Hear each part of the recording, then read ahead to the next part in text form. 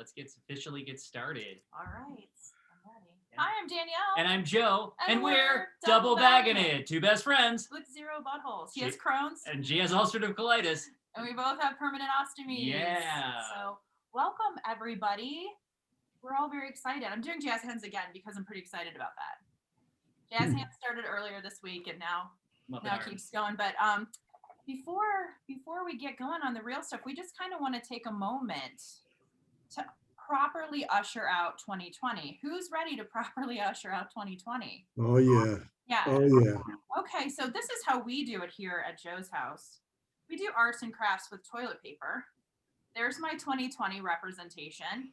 This is how I feel about it. I'm crumpling it up. I'm putting it in our fake play toilet. There it is. I feel like it's done. Peace out. And we know we're past 2020 when we're actually wasting toilet paper. When we're wasting we the feel toilet safe to paper. waste toilet paper. It's not wasting, it's art. It is art. It's performance art. Art is everyone. not waste. Art is not waste. That's true. But here's our ribbon for today, because this is our official first Gutsy Gathering of 2021. So Joe is going to cut the ribbon. Not cut the cheese, cut the ribbon. Yay! Yay! It's official. The first Gutsy of 2021. Gutsy Gathering. Gutsy Gathering is underway. 2021. Yeah, so welcome everybody. So exciting to see everybody's faces. Hold on one moment. I have to go to screen 2. Now I'm officially seeing everybody's faces. So that's good. Awesome. Well, welcome. So we're Joe and Danielle, and we're excited to be and honored to be hosting this first 2021 Gutsy Gathering. It is definitely an honor. And it's the month of love, isn't it, Joe? It is amore, love. If I knew other languages, I would say it in other languages. But Joe, I feel like for February of this year, you just went and got the 90% off candy, didn't you? After I got what was left on my click list because I did not shop in person. Oh, did they still give 90% off on click list? I got some discount candy from click list. Yes. Awesome. Well, enough of our banter. We want to welcome you guys to Gutsy Gatherings, and just a few housekeeping things before we get started, because nobody wants to hear us talk forever. Well, not tonight anyway. No, we want everyone to get a chance to hear our awesome speakers. So look at my face is cut out by a square. That's pretty awesome. But yeah, so you know who we are. Next up, we have Lindsay. And Lindsay has a very important role here. This is Lindsay Auerbach, our RN from 11 Health, and she's going to be moderating the questions this time. Beautiful. And let's give Lindsay a round of applause. So if you guys have any questions at any time, please use the chat feature, type in your question, and she will sprinkle in the questions whenever she feels like it. Yeah, to the expert who will address them. Absolutely. And if you have a question that you don't want to put out there publicly, feel free to send a private message to Lindsay and she will keep your question anonymous. Anonymity is often very freeing. It is. I like to be anonymous now and then. Fun fact. And Joe's cat is going to be joining the show here soon. But so any questions, please send them to Lindsay. We have some group rules. Yeah, we have some group rules. First rule, what is said in the meeting stays in the meeting. This is just like Vegas minus the free booze. Absolutely. And we want to let you know that differences of opinion, totally okay. Absolutely, they're not. Wait, what? Yes, they are. And use I language when talking. Say, I once did this and it worked for me. I want you to be quiet. Beautiful. Probably not how that works. That's okay.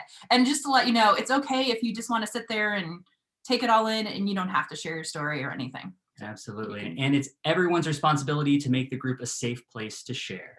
Yep. And we already went over the chat feature. Again, any questions, type them in the chat. And one person speaks at a time. Absolutely. See how that works? Absolutely. Yeah. And while we're saying that, I'm going to go ahead and add something that's not in there. What? Please mute yourself if you haven't already, just so we don't have to hear anything and feedback. interrupt the speakers. So if you can go ahead and mute right now, that'd be awesome. And for your comments or questions, go ahead. If you have a lengthier one, headline what you want to say. If it's a question about what you can wear during intimacy, put that, and then any of your sub questions below that. And the group leader may interrupt you at any time. I bet Joe's used to that because I interrupt him all the time. There we go. I didn't say anything. High fives. I like that. All right, so those are the group rules. If you guys have any questions about them, let us know in the chat. And I'm going to say another rule that's not on the list. Okay, Let's all sit back, relax, and enjoy each other's company. I like that. That's a Yeah. great 11th rule. Good Yeah, job, Joe. beautiful.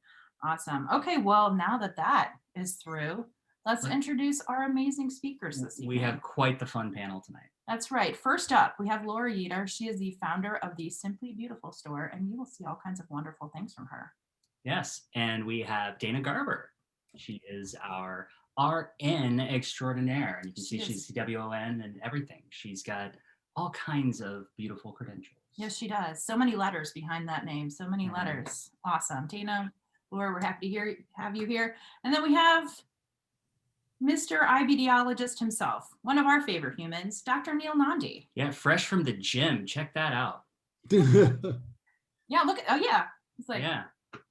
We never put pictures like that up. We need to up our game. But yeah, Associate Professor of Clinical Medicine at Penn Presbyterian Medical Center. And I need better glasses at the University of Pennsylvania. I know things. And you know, he knows his stuff. Oh, and we're so honored to have all of them here this evening. And we're honored to have everyone here. Yeah. Everyone. Yeah. So I think let's kick right into our first speaker is Laura. Laura, welcome. And take it away. Thank you.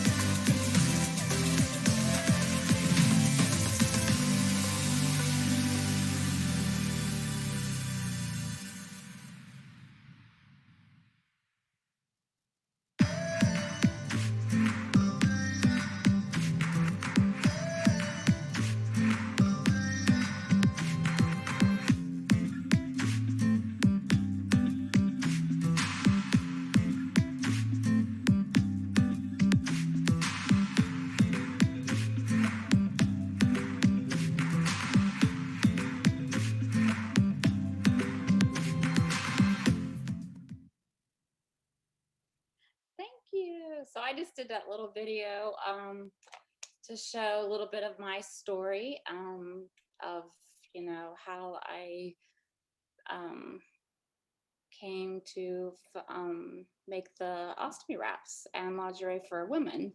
So, as most of you know, I'm sure you guys were in the same situation as I was, where, you're faced with surgeries and, um, your health issues and, going through all kinds of hospitalizations and things like that. And it takes a toll, not only on your physical health, but your mental health as well.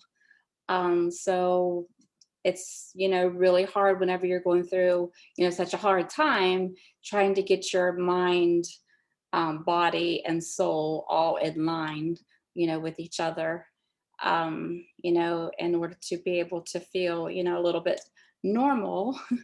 And also, and to have the intimacy, going through surgeries and everything else. So I just remember whenever I was going through all that and stuff, I was um, sort of in a relationship, one of those where it was like sort of in a relationship, sort of not, and a little bit dating here and there.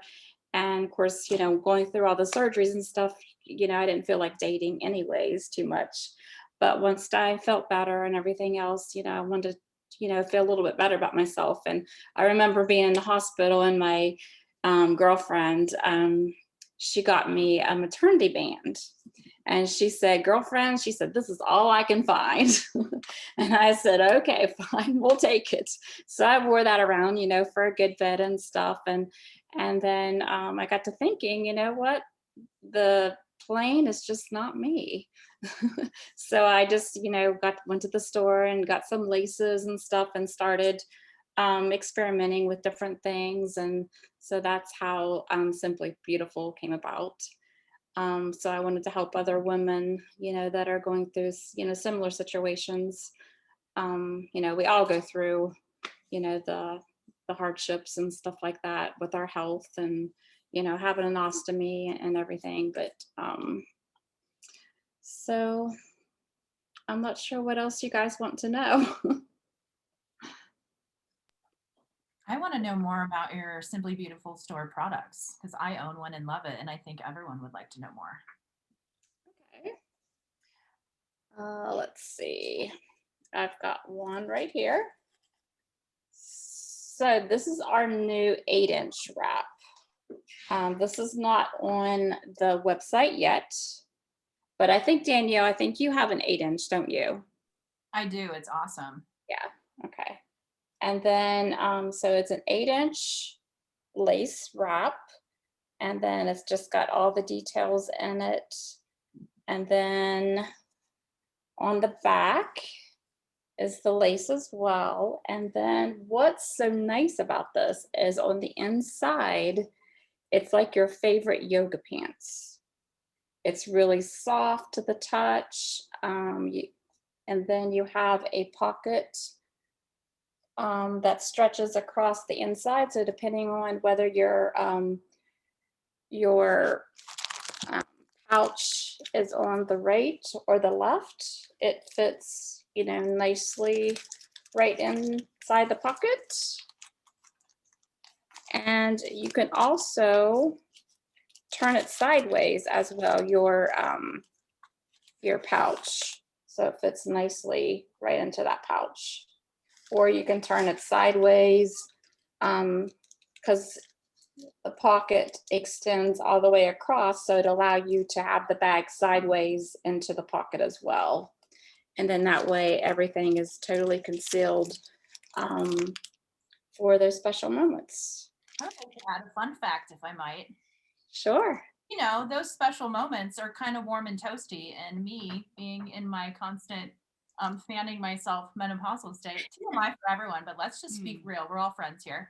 But I would like to say that it never gets like super hot and sweaty. That is like such a great material. It remains nice and cool. And you don't, because sometimes when you're wearing like the tight tank tops and whatnot, you can get the whole sweaty area around around like the wafer, and it's uncomfortable. That is not. That's super comfortable. You did a magnificent job creating those. Love it. Thank you.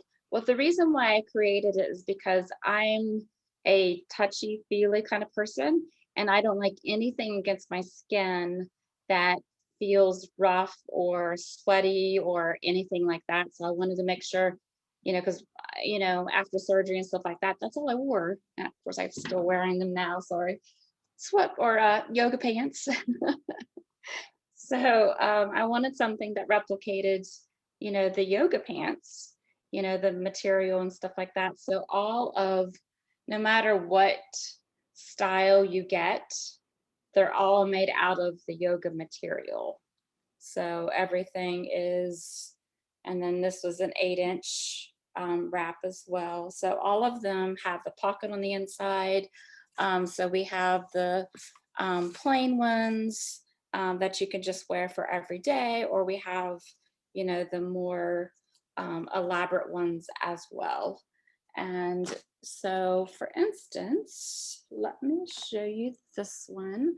This is probably the favorite ones. So, and I think Danielle, I think you have this one. I do, and I love it. So if you see all of the detail, all the little rhinestones that are on it, the rhinestone there. So it's got all kinds of really pretty rhinestones on it. And then the back, you have like a little lace up corset type thing to make it really pretty and lacy. So not only is it pretty from the front, but it's also pretty from the back as well. And this one, we have the bra and panty to go with this if you wanted, the complete set. So I remember whenever, I had my ostomy and stuff, I have my reversal now. I had an ileostomy for 9 months. It was due to a surgery that went bad.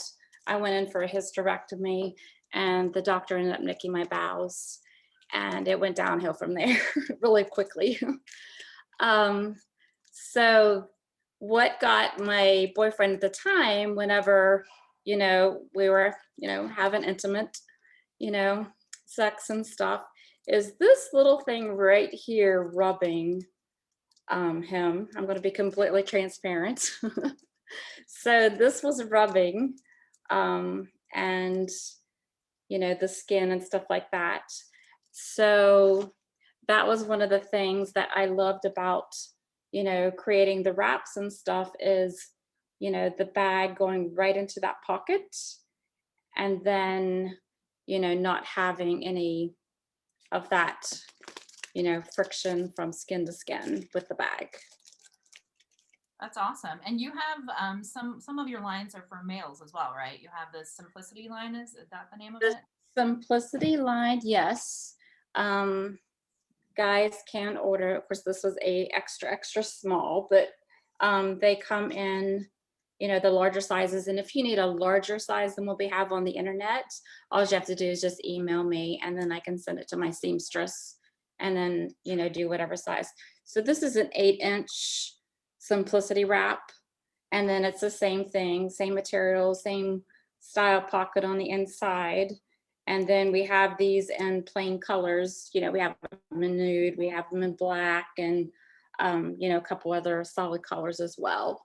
So these are really good for just everyday wear and things like that. And then also what's nice about it is I remember when I had the ileostomy, the bag was always heavy because I was always constantly draining and everything else. And so this gave a lot of support, to where the bag didn't feel like it was just like going to fall off. And, that feeling where, you constantly have to empty your bag all the time because it's getting heavy. And, if you have something like this on, that it supports it and it doesn't feel as heavy as, it normally would. And then also we have, our sports line as well, which I love the saying, it's beautifully unbreakable. So I think it's a really good message. Yeah. And so we have these also in sports bras as well, with the same kind of logo on it. And then,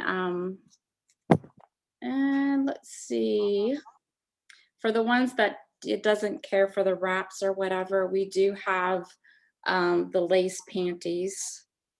It has all lace in the back, and then it has the nice same pockets, same kind of material that's in the front. Love it. Awesome. Thank you so much for sharing all that. And then you have been generous enough to give a discount code. If you'd like to share that with everybody. Absolutely. So you get 10% off if you go to the website and type in the promo code 11health, and then you can get 10% off anything. And also, I would like to do a drawing too. So if somebody wants to do we could do a drawing for a free wrap, if that's okay with you guys. We love it. We love the idea.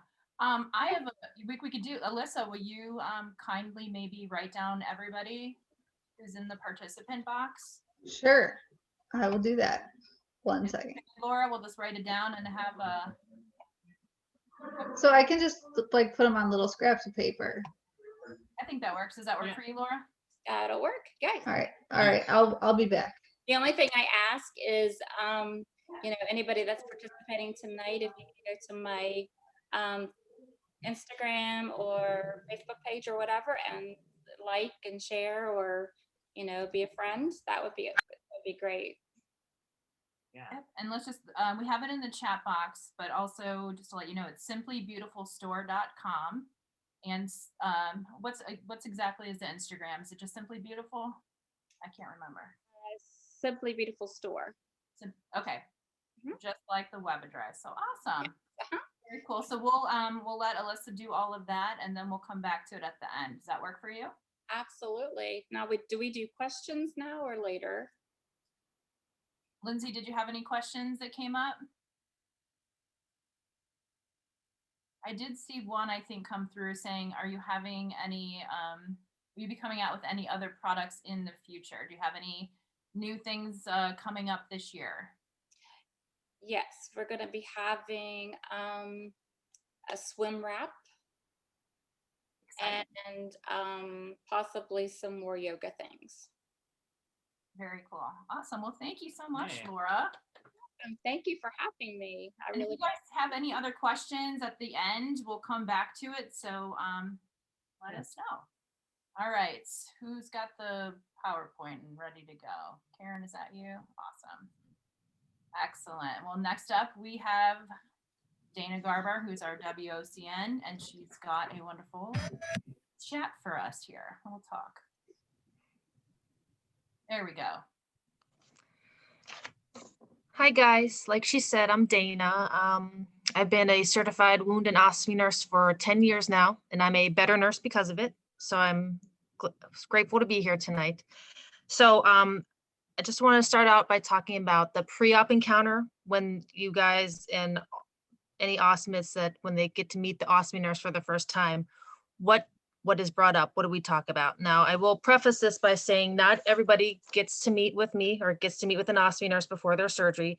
Unfortunately, people have emergency complications, or like Laura said, it wasn't not a planned procedure. So they don't always get the benefit of speaking with the ostomy nurse. So, but for the people that do get that opportunity, it's really great because that's where I start. The minute I meet my patient, it's where I start to gain and establish that relationship and build trust and confidence with them.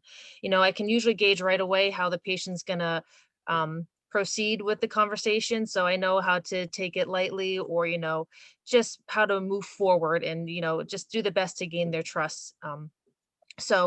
I've talked to this before about preoperative markings and why they are beneficial. So I'm not going to go too much into detail, but just to give a quick rundown and how this subject is brought up. So, when I meet my patient, we talk about what to expect with the ostomy surgery, show them what a stoma looks like, let them touch a bag, let them feel it, put it against their belly, ultimately do the marking, and then it's time for the questions. So, I want to make sure that if the person is by themselves, I make sure that, everything's going to be private. Everything is said in confidence and it's not going to be shared. if they do bring someone to the consultation, I cannot assume that the person in the room is a husband, wife, or significant other. I did that once and I'll never do it again. An older gentleman brought a younger female to the appointment and I said, "Oh, is this your daughter?" And he quickly said, "No, that's my wife." So I will never make that assumption again. Now ask, "Can you tell me who you have at the appointment?" So right away I'm able to gauge, is it a husband, a wife, a partner, significant other? So then I know I have the permission to further go into discussion about things that might be a little more personal and intimate. So I have to make sure I establish that before I go into any deeper conversation. And then if it's a younger person that might bring a non-partner to the meeting, I have to also let them know, this conversation we're going to have is personal. So if the person with you, you don't want them to know certain things, you might want to ask them to step out of the room, because I know I have meet a lot of people, younger people, older people that may be transgender, gay, lesbian, whatever the case may be, and maybe the person that's with them doesn't know that. So I can't, bring that up without violating their privacy. So all that has to be kind of put out in the beginning. And then as the conversation goes on, I kind of gauge how much, confidence I'm gaining as we get further into it. And so when we get to the questions, it's just easier for me as the OSPE nurse to bring this conversation up, because I'm not the one that's nervous and scared and embarrassed, because, I'm the one that's the professional in the situation. So if I'm the one that's able to bring up the situation and conversation first, it makes it for an easier transition. So when I get to this point, I've gone through, oh, what do you like to do for fun? Do you travel? Are you retired? Do you work? And I get to the point, I'm like, are you in a relationship? And then, I go from there and I said, after surgery, most people wonder how this is going to affect them as a partner to their significant other. And the question is brought up, do you have any concerns about this? So I get to this point, I either get a deer in headlights because this person has no idea what I'm talking about. I get the, oh, I never thought of that before. I guess I should probably think about how this is going to affect me and my wife, or me and my husband, or whoever. Or, I'm not thinking about that right now. So it goes in 3 different directions. And then I let them know that's okay. This is, a lot to be thrown at you, but just so you know, this is not your first time you're going to see me. Not going to be the last time you're going to see me. You're stuck with me until the end of this situation. You get your ostomy, I'm going to see you here, I'm going to see you in the hospital, and then you're going to, long term, you can follow up with me. So even if you don't have that answer for me right now, at least I put it in their head, this is not taboo. This is something we talk about. This is something that's on the table for you to, bring up with not just your ostomy nurse, but with your surgeon too. So I just want them to let them know they have that confidence and that trust in me moving forward. Another question that I bring up is, after surgery, some ostomies struggle with how they see themselves as a man or a woman. And this is, I've been doing this for a while and I learn something new every day. So bringing this subject up is nice because it opens the door and then it helps people think more about what's going on. So for example, and maybe Dr. Neal can help me out with this a little bit later, but patients that have specific surgeries are going to make them function differently intimately after surgery. So for example, someone that might be having an APR, know that if it's a male, they're ultimately going to have their rectum removed and their bottom sewn up. So if that's someone who engages in any type of anal sex for sexual intimacy, it's not going to be an option after surgery. This is something that has to be brought up with the surgeon, and ultimately the ostomy nurse can talk to it, but it's not fair to the patient to not know that ahead of time. So this will affect their ultimate well-being and quality of life if this is not known ahead of time. And so if someone is also having a urostomy surgery where, they're losing their bladder, again, losing an organ is not something taken lightly, but they need to know ahead of time that this too can affect their sexual well-being by, maybe not being able to have an erectile, or will have erectile dysfunction, and won't be able to have that erection that they need for sex. So again, knowing upfront, it may or may not affect how they go into surgery, but it's not fair to them to not know that that's going to happen. And then this is another one that I just kind of learned recently, but so patients that will be going for ulcerative colitis, they're going for a 2nd and 3rd step procedure for their J pouch. Again, they're along the lines, they're going to have their rectum removed and a new internal pouch will be created. And it is highly advised against for anal sex because of a possibility of perforation. So again, if that is the way the patient expresses themselves, then they need to know ahead of time that that will not be allowable after surgery. And again, so they might go into that thinking, well, I'm not going to opt for the J pouch. I'm going to go for a permanent ostomy. So again, not fair to the patient not to know this ahead of time, but hopefully this situation and conversation was discussed with the surgeon. And then, you have your ostomy nurse to further go into detail. But again, I don't really, it needs to be brought up. It's just, we have to pick the right time to have this conversation.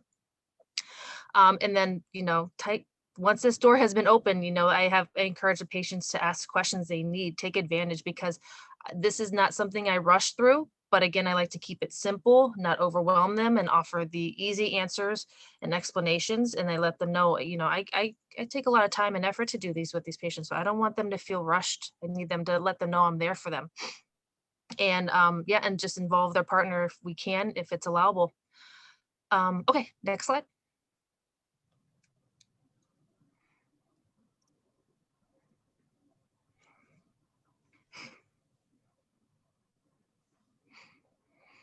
Okay, so we jump from pre-op to post-op. So this mode, this stage, we usually say the patient is in survival mode. And a lot of you guys can feel for me with this because, in the hospital, patients are just really trying to get over surgery, recover, try not to feel crappy. And guess what?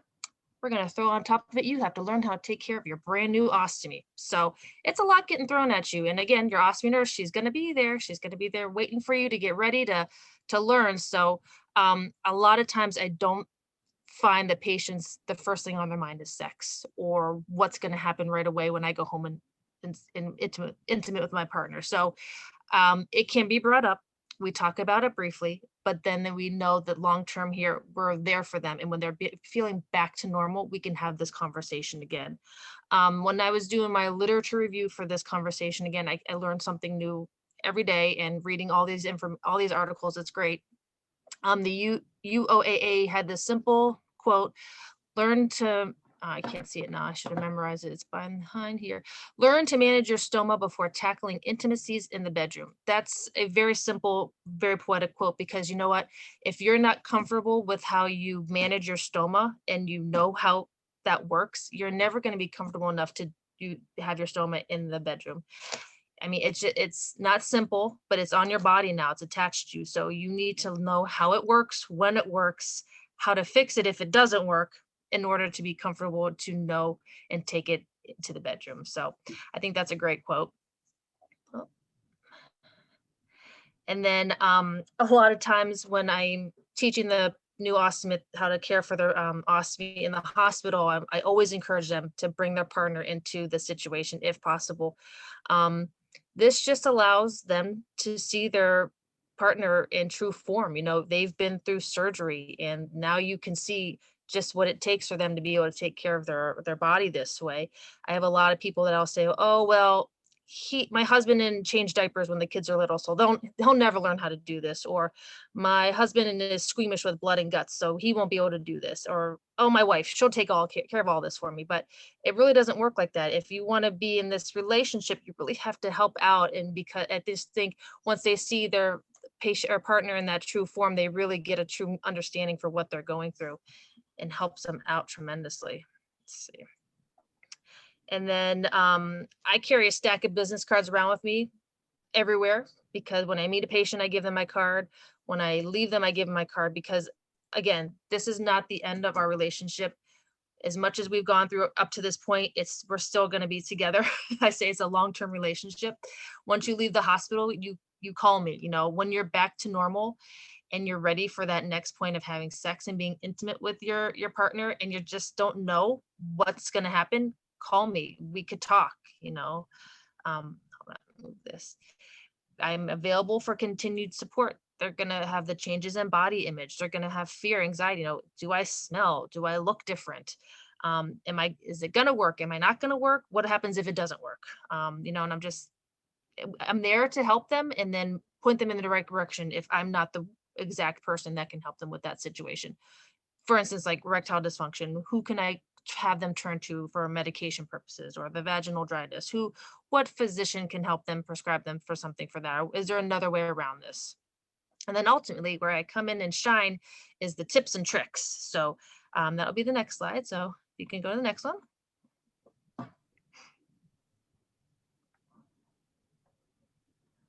Okay.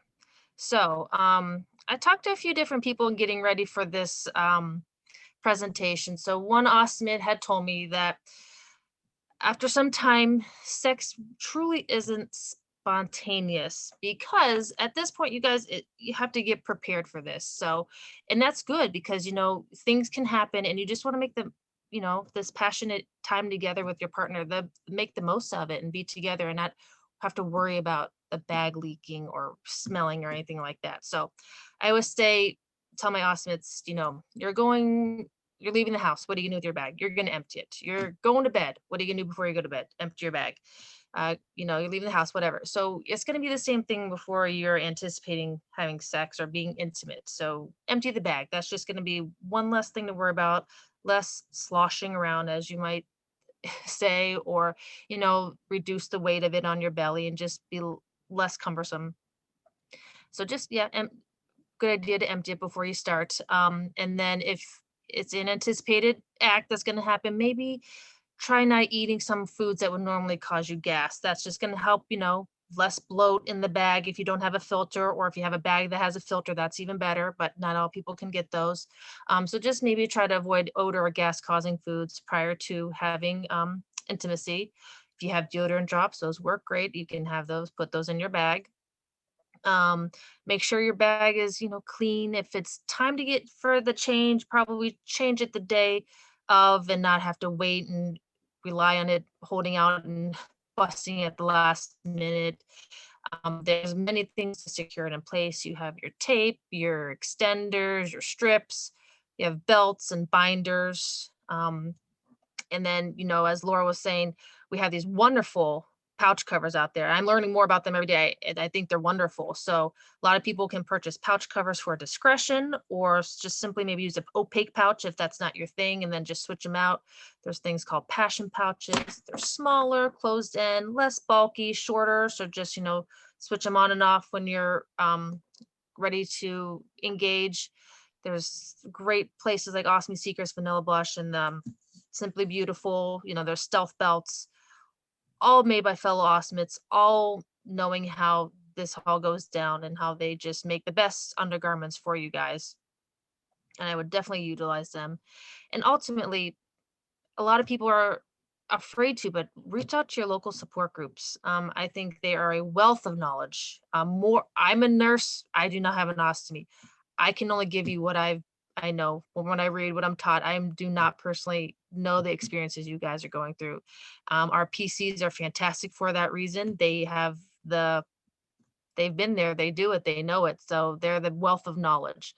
And support groups, you know, if you guys need help finding a support group, please reach out to me. I can definitely hook you up with someone in your area, hopefully, or I mean, they're virtual, so it wouldn't even need to be in your area. But yeah, I think they're really an underused wealth of knowledge that other awesomes should reach out to. That's kind of it for me. I talk a lot and I talk fast, so if you guys have any questions or concerns or issues, let me know. I won't act like I know everything. I'll try my best to answer your questions though. That was awesome, Dana. Thank you so much. And to your support group and PC question, I know most of us as PCs and we're in our local support groups, we're all open books. So ask away. I know a lot of us all have conversations and, you know, we're all still learning as well. Absolutely. Every single day of life in general, but specifically ostomy life, there's yeah. always something new to learn. For sure, for sure. Oh, you know what? Life is like a roll of toilet paper. Either you're on the roll or you're taking crap from people. That needs to be a t-shirt. I would put that on Yeah. a mouse pad. I would put that on a bumper sticker on my car. That's amazing. I would write that on my bag. That's beautiful. And I also love that so many of us just have toilet paper sitting right here. Yeah. Awesome. Awesome. Well, thank you, Dana. And Lindsay, where did Lindsay go? Do we have any questions that came in? Here, are we doing questions now? Oh, Karen, do you want us to do them as we go, or do you want to have them all at the end? It's up to you. Yeah, I mean, if you have questions, I know that Neil is ready to answer questions as well. So Yeah, I would love to answer some questions. I took a few notes on topics that I might be able to answer from Dana's talk too. But Lou, I don't hear questions first, and then I could try to answer those first. So I had one question come through, and I think it's a great question. All questions are good, but so I know we're talking about the situation, like we're all adults here, but for younger kids, right? So a lot of these patients are diagnosed at a younger age, and maybe they're not even sexually active yet. So how do you explain to younger kids? I mean, this question was specifically to a 13-year-old, and that's a time I know I have a 13-year-old myself, and we're having a lot of sex talks. But so how do you explain to a 13-year-old who has an ostomy about maybe her a FJ pouch, about intimacy? How do you start this conversation? Because learning about sex is overwhelming in itself, and now you're talking about how that's going to play a role. So Go ahead. go ahead. No, Go ahead. ahead, Dana. Well, I was just gonna say it's hard because that's a minor, and you have to know where your boundaries are and what does that kid know about sex and stuff like that. So I work in pediatrics, so it's hard to say whether or not a parent wants to be involved in this conversation or not, or if they think it's crosses a boundary. But I mean, at 13, you're at a very awkward age. You're exploring your body. You need to know that it's not wrong, that you're allowed to do that. You're allowed to ask questions. And I think, if the patient ultimately wants the parents to leave the room, I don't think it's a bad thing either, because they might have more questions that they don't want to ask in front of their parents. And then you'll be able to have a better, relationship with that patient. And then just kind of answer their questions to the level of their education. So, I think about me being in 7th grade. I had that sex ed class, but it was, I don't know how informative it really was, if it was more like jokes and giggles and stuff like that. But that's different now. That was 20 years ago. Kids are much different. They have social media. So it's like you bring it up and you want to make sure that they're not Googling stuff and getting the wrong idea. So that's a good question. It's a tough, straight answer to give you. It's more of you have to see how much they know, how educated they are, and what they already think sex is or what it's not. But just to reassure them that the ostomy should not hinder their exploring and their relationships, and that I think it's also easier for patients. I mean, this is just me speaking, patients to move forward once the ostomy is on their body, because then they understand where it's on their body, how it affects what they do on a daily basis. And then they can understand, oh, I'm going to the movies. There's going to be boys there. Can I go to the bathroom without somebody knowing, or can I hang out and it not be that big of a deal? And then just knowing those basic characteristics, I think, will help them form the relationships after that. But it's a lot for a teenager to take in. Whereas I think even from 13 to 18, they're totally different kids. So it'd be a completely different conversation from that age to the next. So I agree a lot with what Dana was saying. Depending on, I come from the Crohn's and colitis world, and I recognize that not everybody here obviously has their ostomy because of Crohn's and colitis. But as far as we do a lot of adolescent transition in my specific clinic. From when they turn 16 to 18 is when they may start staggering visits and seeing me. So this comes up. 16 is a different world than age 13, obviously. But what our pediatric hospital does is they often provide psychological support, but it's a luxury, at least at our center, to have, and not a lot of centers have that. Especially they target adolescents who have had pretty significant surgery or complications, like fistulae and whatnot from a very young age. So they target those patients with behavioral counselors.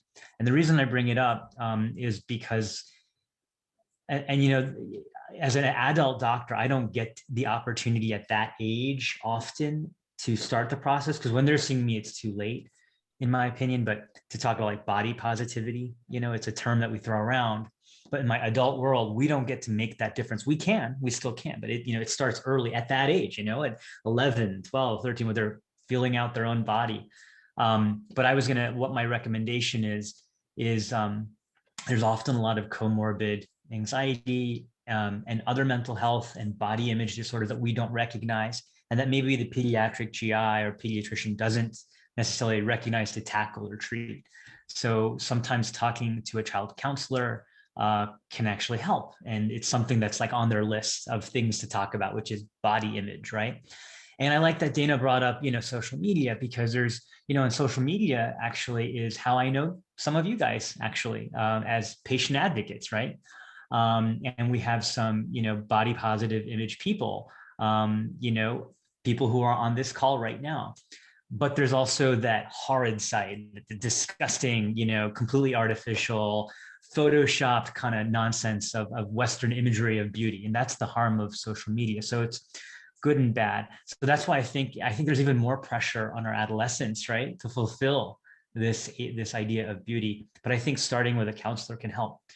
And if you're a parent also, I think it's hard to think about therapy, in that sense, right, for sexuality and body image. But because we're having this conversation, what a great question, maybe to step outside the box and think about talking to a child counselor. The other organization I just wanted to put a plug, I have to read it because I can't, it's too long, okay, is the American Association of Sexuality Educators, Counselors, and Therapists, aasect.org. I just put a website link in the chat box. And they basically have a database of counselors from across the country, and some of them work in adolescent populations too. So that may or may not be helpful to you to know that resource exists. I think it's very helpful for anybody having issues, especially in our community here. Lindsay, I like to say something as well. Thank you, doctor. Awesome. Good advice. Our company has pre-teen wraps as well, that is geared towards, the younger adult, that has really cute patterns and things like that for the wraps. So then that way, you're not like the leopard prints and the laces and stuff like that. You have prints that are geared towards the pre-teens. So if you go to the website and then there's a drop-down menu where it says ostomy, it'll say pre-teens, and then you can click on that and you can see the different patterns that we have for the younger girls and guys too.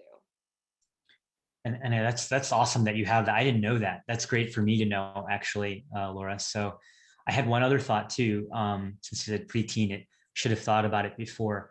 For if you have a young person less than age 18 that happens to have IBD, I'm sorry that it's IBD specific, but it was a thought.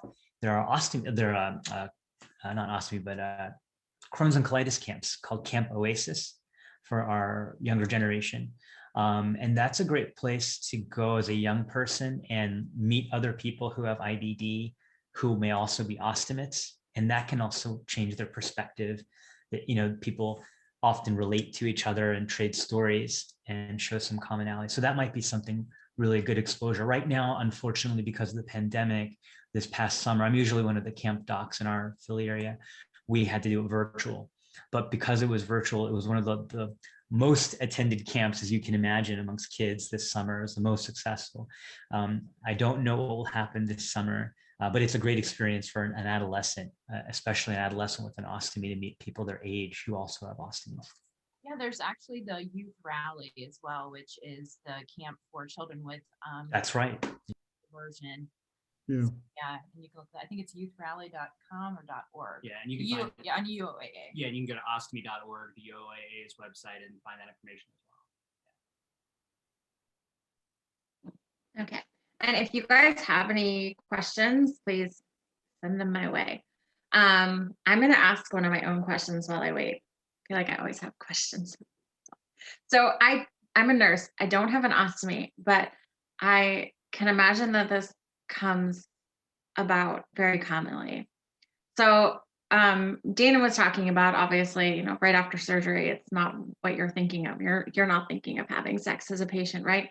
But your partner might be, right? So I almost feel like it's a huge it's a huge thought, a huge responsibility as a patient to be like, how to explain to my partner that like, I'm going through a lot, this is hard for me, I'm not in that space, or like, it's a lot. So I was wondering what sort of like support or direction would you suggest for ostomates to kind of direct their partner to really put them in a place that they can relate and understand that maybe like how intimacy has changed without it being a patient's responsibility to try to directly help their partner understand that? I think I'll start, but you know, it's a great question, right? It's the biggest question, that hurdle, right? It's also the unspoken conversation, right? It's that huge herd of elephants in the room. You know, we did a patient coaches talk sometime, my very first one some months ago, and I brought these up. So I don't have all the answers. I know that one of the answers is talking and exploring together. And what I mean by that is, you know, obviously trying to talk to one another. It may be very, and I want to caveat this, that I also don't have an ostomy. I learned these things from my patients. It's not something you get taught in medical school or fellowship. You should. But I learn from my patients. So I don't have all the answers, and I don't want to presume that I know everything. And I'm here also, by the way, to learn. So I'm picking up things from everybody, taking notes actually. But you know, talking to each other, one way to begin the conversation is by saying, have you ever touched my ostomy? Or have you, you know, going in the shower, you know, showering together, exploring the ostomy itself. That's obviously a very vulnerable position. Depends on where you are in the relationship, first date or not. But you know, you may want to, that may be one way to just get into the physicality of it. And some of my couples have told me that when they started actually having their partner who doesn't have an ostomy explore, they just became more comfortable. And honestly, they also found that some of the anxiety they felt was this wall they were putting up, that understandably they had more anxiety about it than they thought their partner would, if that makes sense. They thought their partner was going to have more anxiety, but it was them. And so it was like a relief, right? Also, you know, we have double bag in it. They're not a couple, but they're a couple, you know what I'm saying? And laughter, right? When I think of humor and laughter, right, I think of these guys, right? And they're hilarious. And so, you know, I think that makes a big difference in terms of breaking down tension and anxiety that comes around it, right? I mean, you know, not everything's a laughing matter, but when you can make fun or pun, you know, it eases the tension. So these are different ways to communicate. We talked about exploring the ostomy, making fun when appropriate, of course, in addition to just being forthright and not delaying the conversation. But those are ways to, again, you have to break the ice. And I think that once you break the ice, you start talking about it, that's when you start you're becoming closer here. And then the physical part will probably follow. And again, I know this is really, it's easy for me to say, and I can only tell you this from listening to other patients. So hopefully it works for you too. Awesome. I just want to say thank you to our clinicians here who get this. You know, there's so many, I don't know about you guys, but when I have a specialist of any kind, if I cannot have every detailed conversation with that person, if they're just not clicking with me, they're not hearing me on every level that I need them to hear me as a human, I'm like, toodaloo, you know, bye-bye. And I find somebody new. So I just want to thank you guys for having these conversations. And even if the patient's not there to start it, to maybe ease them into it. Cause I think that's so important. Because, you know, once you break that barrier down, like you're in, you can have those conversations. And Neil, I just want to say on a funny note, when you were mentioning us being ridiculous and funny, while you guys were talking about that, I'm not gonna lie, did it go through my head to think of the birds and the bees, the poos and the peas? Maybe it's just me, I don't know, but I wanted to share that. I love it. I love it. That's perfect. Now I have to write a song. I'll be right back. Yeah, seriously, he's the songwriter. I come up with the weirdness, but anyways, I just had to share that. But I want to thank you guys for just, you know, having those conversations. I think it's so important. Thank you. And I want to echo just the communication in general. Obviously, we're talking about intimate relationships, deeply intimate relationships when you're talking about a romantic partner, sexual partner. But all of our relationships, that communication is key, as Neil was saying there. And I know in my personal life, and not everybody can do this. We all are open in different ways, to different levels, different extremes. But from once I recovered and healed from my ostomy surgery, just getting out there and being open with all of my friends know that I have an ostomy. Everybody that I work with knows that I have an ostomy, and I talk about poop all the time, right? Like, yes, he does. So everybody in my circle is very comfortable. I guess whether they like it or not, no, but everybody's comfortable with that, and so it's very easy for me. I've made that, but communication is very important. Yeah, and we all know that too. Like we're out there doing that kind of stuff, and it takes time. Like for one person, maybe it happens right after you have surgery and you're pressing that pain pump and you're going to talk about it all. And if that's what starts it, great. And some people it's months down the road, and some people it takes meeting what I like to call our tribe, right? People who are similar to us. When you see other people opening up about it, they're like, hey, I can do that too. So, we always say like all of our journeys are different, but all of our acceptances are different. And like when we can actually have our voice is different. So if you're not there yet, don't worry. I know it took me a long time to be open and honest with everybody else, that, what I was going through and having an ostomy and everything. And oh my, it was treacherous because I had a lot of issues with leakage and, nothing was sticking, my bag wasn't sticking to my skin. And so I had tremendous issues with that, on top of the acceptance, that my body has changed and everything that's emotionally going through, plus the physical part as well, and everything else. And then it took me everything I got to be able to get the courage to do this.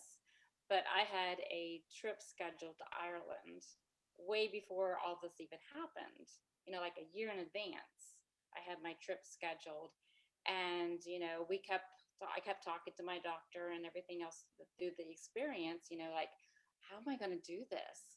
Go clear across country and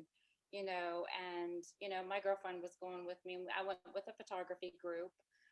So I was in contact with them, telling them what's going on with me, the ostomy and what all it entails and stuff. And they were real supportive, and the doctor was real supportive as well.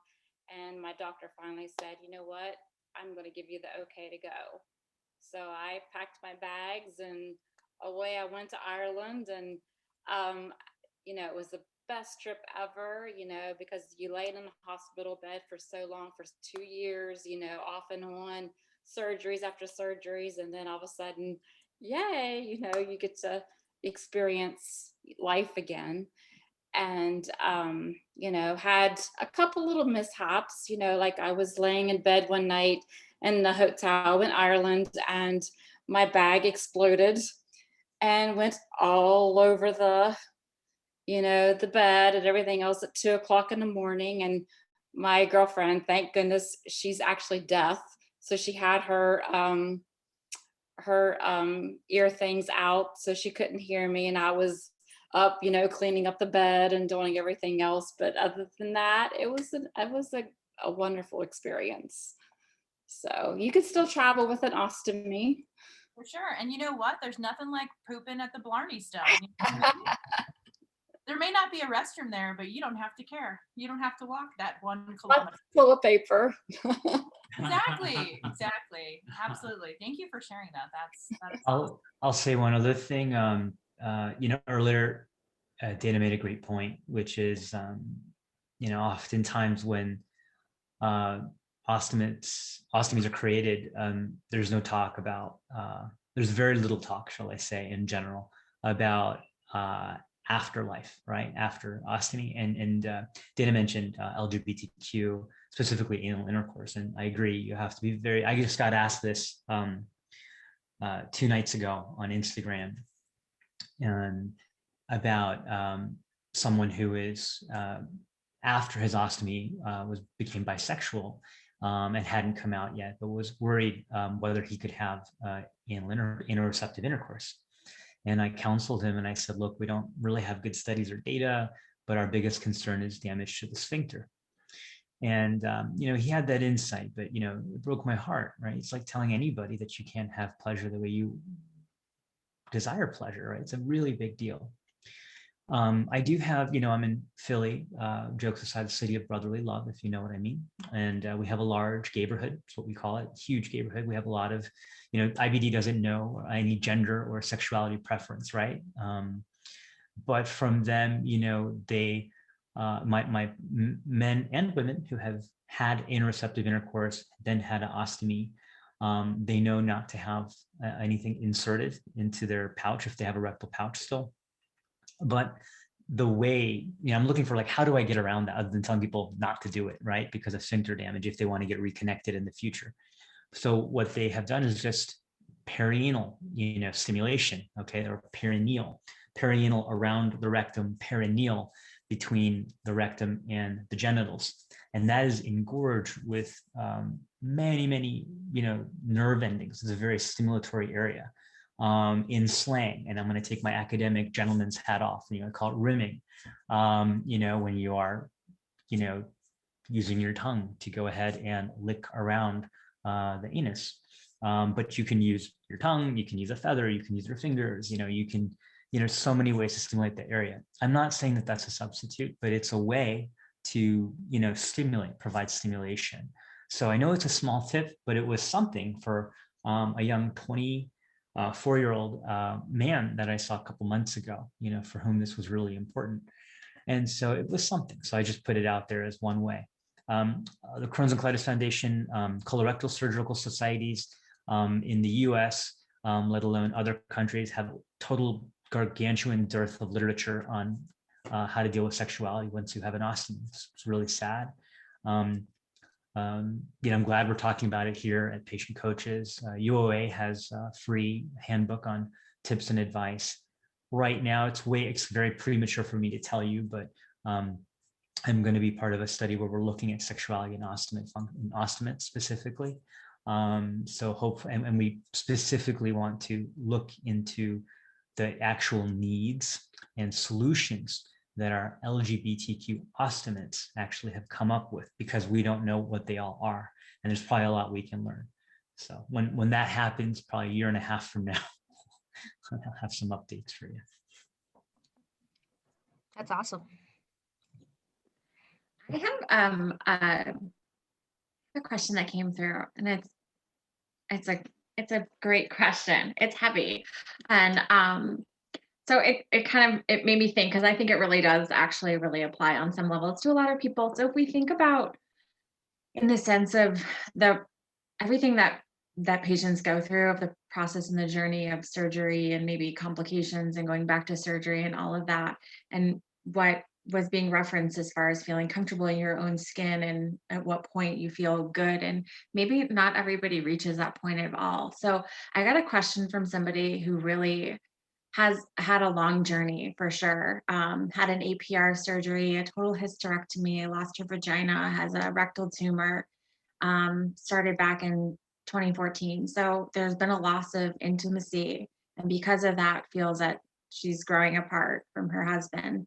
Also has a prolapsed stoma, peristoma hernia, and there's a lot. And so feeling like it's hard to openly talk about that, maybe with the person you're with, maybe even with anybody, because what I just described is a lot to carry. I mean, clearly she's been through a lot.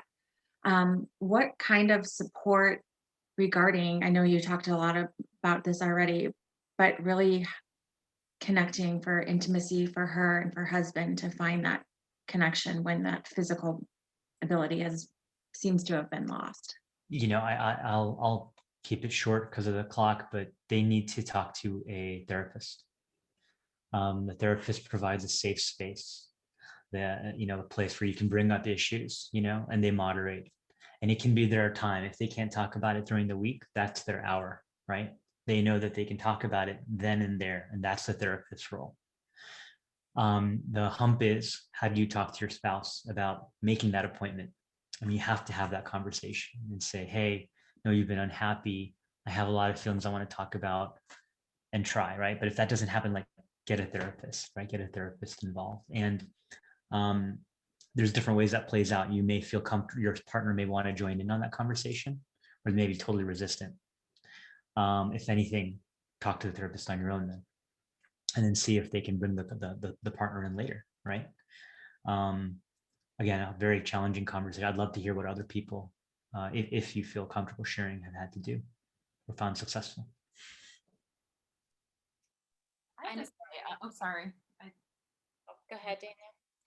I was just going to say, so we have a really good friend who's an occupational therapist, and one of her specialties is talking about a lot of disabilities, all kinds of disabilities, and losing that sexual function and other things you can do. And I've heard her talk about, there's so much intimacy just in like a makeout session. You got the waist up stuff. There's so many things that you can do and explore with your partner that may not be below the belt.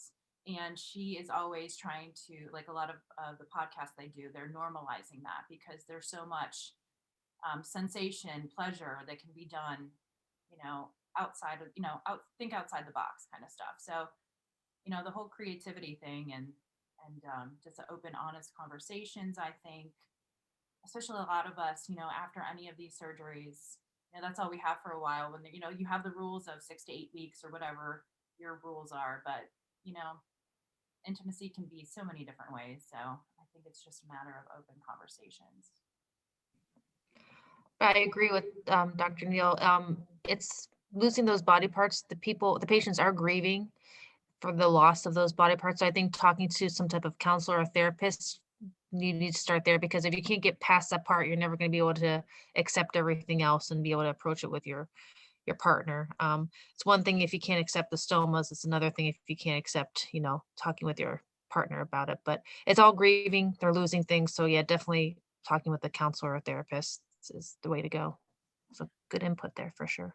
And I would also say that if you're watching this and it's challenging for you to know how to have the conversation, role play with a friend, role play with, your best friend, your dog, your therapist, find a friend here in this community that we have, right? And that can help you get the words out, practice the pattern, because sometimes we freeze up, in an awkward situation. So if you practice it, right, then at least you get the words out or write it down. But that can be another good way. And then also keep coming back, keep coming back here, because I think going to a group where you see other people who really know who know more than anybody else, right, what you're going through, you will develop, I think you'll develop courage, and you'll develop language, you'll find the ideas or the words that work for you. And that's very good thoughts, for sure. I know for me, I went through, all kinds of, like I said, surgeries. I went through fistulas. I went through cysts. I went through tumors, and you name it. I went through a lot of stuff as well, as like a lot of other ones too. But and it's just like you go through the grieving process of whenever you have so many surgeries and you lose your female parts and stuff like that. And then, I wish I would have probably went to a therapist as well, because, you got to get your mind, centered before everything else can go into alignment. Once you get your mind set, and then, then everything, then you can go into your body image, and once all that is within yourself, then that's when you can go into and talk to your partner and, make him feel at ease with what everything's going on too. And I liked what Dr. Neal said, about exploring, having your partner explore, your body with you. And then that way that your partner knows, what's going on, with you and your body as well. And then that way, you feel a little bit more comfortable about coming together. And then I know for me, since I had a fistula and, everything else too, that we had to experiment with, other things besides, the intercourse, we had to do a lot of other different, things to make each other, feel loved and appreciated as well. So you just have to get creative. Thank you. I have a question that came through. Is it normal for patients with IBD to have a decreased libido? I know for me as a nurse, it's been a common thing that I've seen for a lot of patients as a result of many medications that patients might be on for these diagnoses. It's a very common side effect, is a decreased libido. But what about just in general for IBD diagnoses? Yeah, the answer is yes. And it's partly related to IBD, directly related to IBD, which I'll explain, that Dana mentioned earlier, and it's also independent of IBD as well.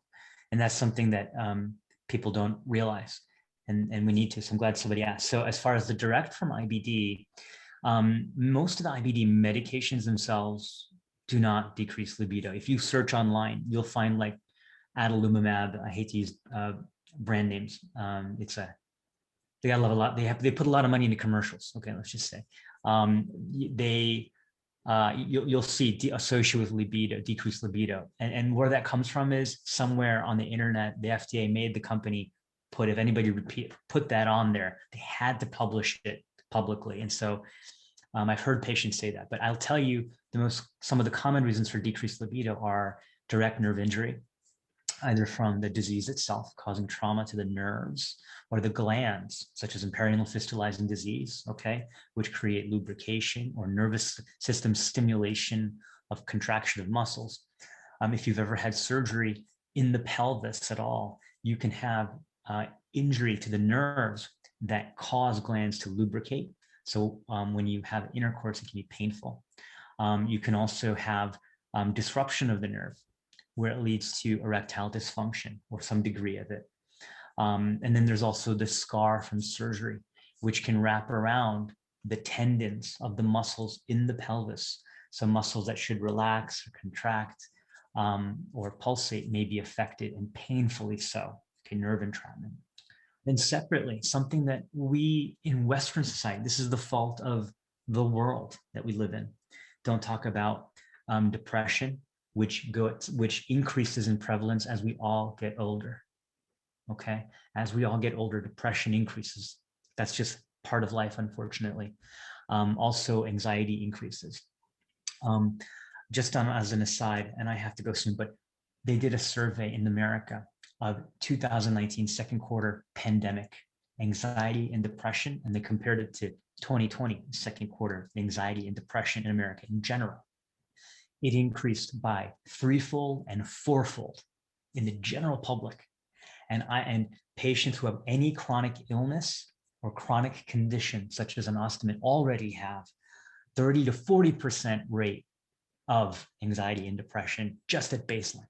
Okay, so can you imagine the general public, what that did to us and how that affects libido?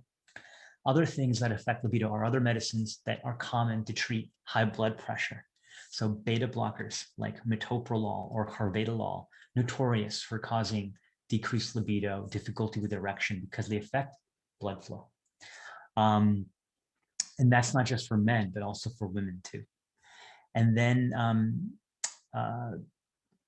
again, the whole process of libido, there's different there's different phases, multifactorial of sexual desire, arousal, and then the libido, and then the act. And so all sorts of things can affect that. So there's a good number of things that are medical that a urologist or a gynecologist or reproductive endocrinologist can check off, like hormonal imbalances, blood pressure meds. There are actually physicians and non-physician health professionals who specialize in increasing libido. So it's very multifactorial. If you don't have the right mindset, but everything is working, that can affect it, or vice versa, or some continuum of that spectrum. So I guess the biggest thing is something can be done about it. And you don't know till you go to a doctor who specializes in it. Or health professional. Doesn't have to be a doctor, because most doctors don't have all the answers actually. But there are people who devote their lives to just helping people with their libido or sexual function.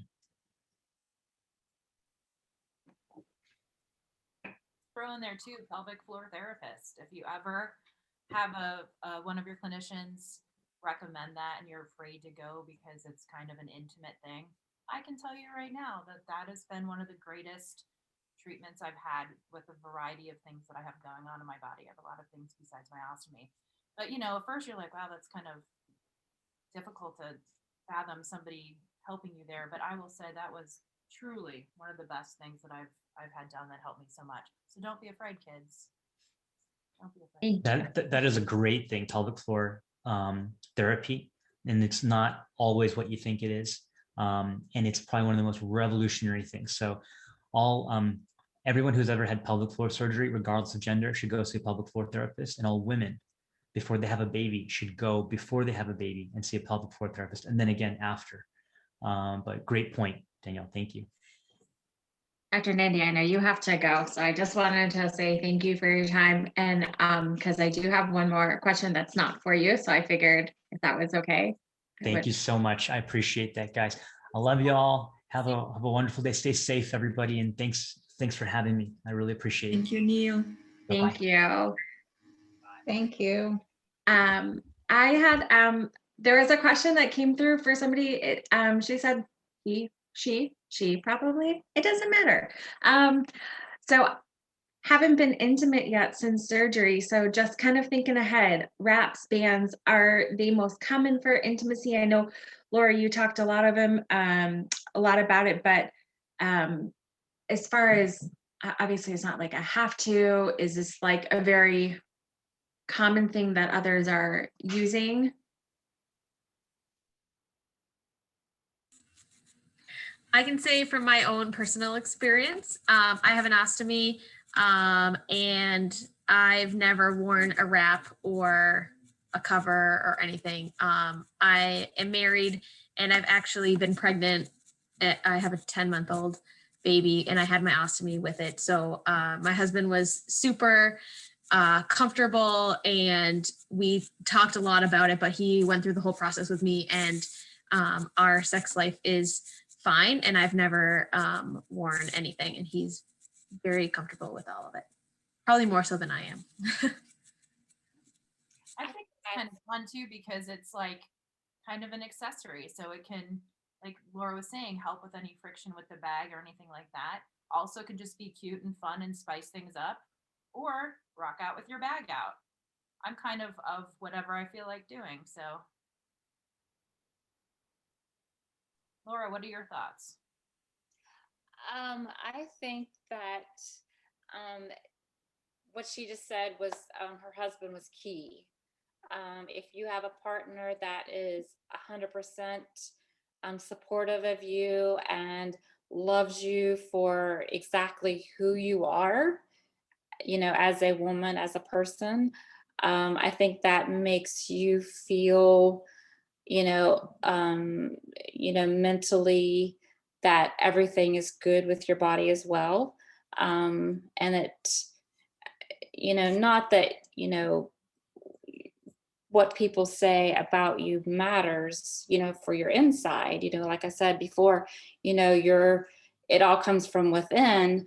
But if you have a partner that is 100%, supportive and loves you for actually, you going through everything that you went through, that's so helpful. Unfortunately, I've never had that, experience, when I went through mine. So, but I can just imagine how it would be so helpful.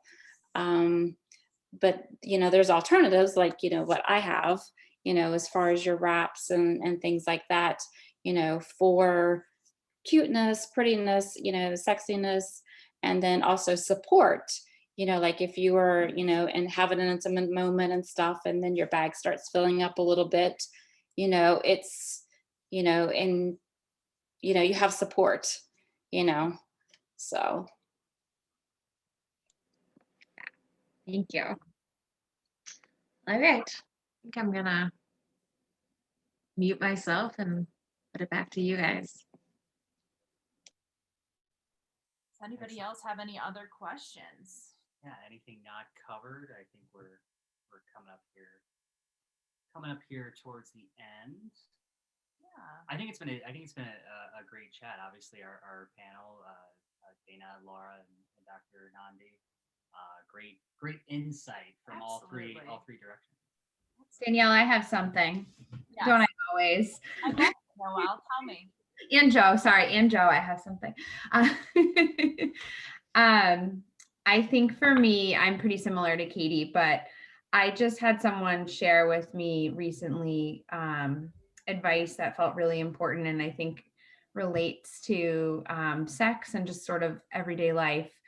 And that they said, when you walk up to a group of people, you don't say, "Hi, I'm Noelle. Let me tell you about my last bowel movement." Why we don't owe that to anyone. You know, what you do in the bathroom is private. And it's okay if it's private, even from your partner. You know, I mean, that's something that my husband was not a part of me pooping prior to my ostomy, and he's not a part of it now. And while lots of people know I have it, you know, it's something that with time I've been able to have be a part of me, but not a defining part of me. And I think it's really important to remember when we're going through surgery and immediate post-op, it feels like it's everything and everyone knows. But I just loved the way that question was framed. You know, like, do you ever meet someone and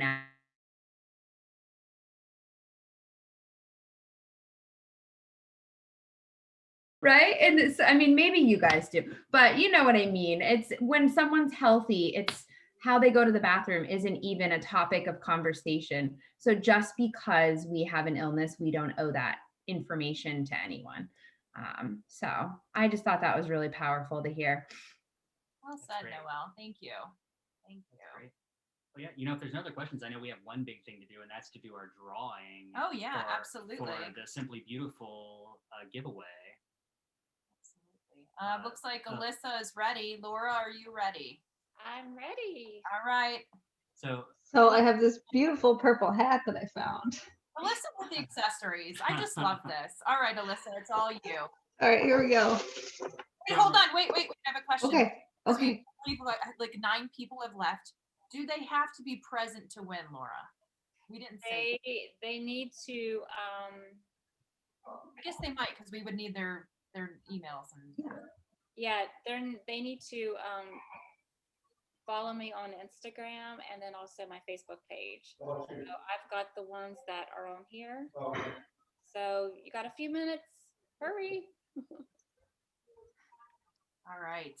Awesome. So let me see. We have one more thing pop up while we wait and make sure everyone does this. Okay. So what was the verdict? Yeah, they have to, I think we're saying they have to be here and they have to be following Laura. So Okay. let's make the magic happen.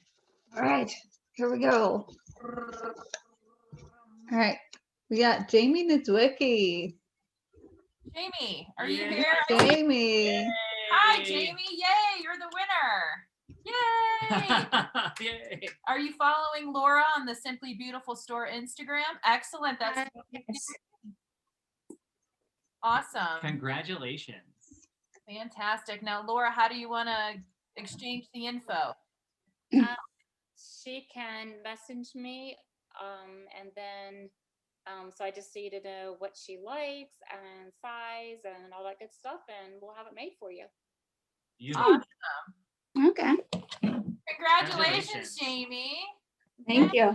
Alyssa, thank you for being our official. I'm your adorable sidekick. I am completely content with that role in my life. Awesome. We love it. We love you. Definitely adorable. Yeah, of course. Definitely. And then for everybody else who was not the lucky winner, remember you can go to www. Is that even necessary anymore? Simplybeautifulstore.com. Let's just I'm old. I always say www. It's fine. Let your dial up green. Yeah, my daughter always tells me, she's like, Mom, that's not how it works anymore. So anyways, simplybeautifulstore.com, and if you type in 11 health, all caps, it looks like, you will get 10% off. And if you have any questions for Laura, you know where to find her. Yeah. So awesome. And you know, after tonight's Gutsy Gathering, our next Gutsy Gathering is a very special Gutsy Gathering in March. It is. You guys know our fearless leader, Michael Serres, unfortunately passed away in 2020. And we're going to dedicate our next Gutsy Gathering to him. It is actually going to be falling on his birthday, which is March 23rd. So stay tuned for more details. We'd love to see you all back here. And yeah, so that's our important message. And we know there was a little bit of issues with the registration process this time. We're trying to figure that out. So if you guys didn't actually register through the registration, you got the Zoom link and password from us or any of the other wonderful people on here. We actually send an email out to all those who register just to get your feedback, to see what you liked, what you want to see more of. If you did not register through that way, but you do have feedback for us, you can go ahead and email Karen, and her email it's very simple, Karen, Karen, at 11health.com, and she'll send you that form and take your feedback. So yeah, so that's it. Thank you guys so much for joining us this month of love, February. Amore. Yeah, he just loves to say that word. 90% off candy, baby. I know. Too bad I don't eat carbs, but that's okay. Hearts to you all. Thank you all for joining us. And again, if you ever have any questions, you want to talk to any of us at 11 Health, please feel free to reach out. You know where to find us on all the social media platforms, and we'll get back to you. Keep rocking out with your bags out. See you, kids. Thank you. Thank you, everyone. Have a good night. Bye. Thanks. Bye, everybody.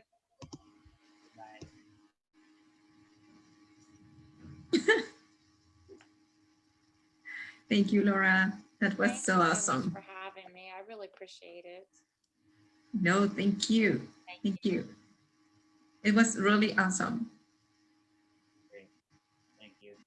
Okay, you guys have a good Danielle and Joe, thank you. Good night. Thank you, everyone. Stay on. Have a good night. Bye. All right. Everybody who's